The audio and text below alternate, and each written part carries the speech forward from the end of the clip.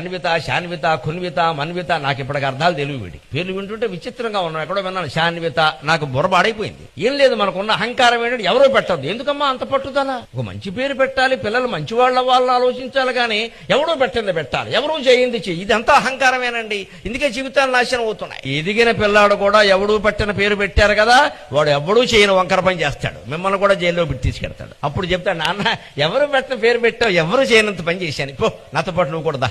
వాడిని జైల్లో వేస్తారు, పోలీసులు మన కౌన్సిలింగ్ పిలుస్తారు, ఇటువంటి పిల్లల్ని పెంచేవా అని. అదే అపర్ణ లాంటి పేరు పెడితే అమ్మాయి అప్పుడు అడగకున్న తర్వాత ఏమిటా పేరు? పర్ణాలు కూడా సేవించకుండా తపస్సు చేసిందన్నమాట. ఎవరు? మన గుళ్ళో అమ్మవారమ్మా. ఎందుకు చేసింది? భర్త కోసం. భర్త కోసం తపస్సు చేయడం ఏంటి?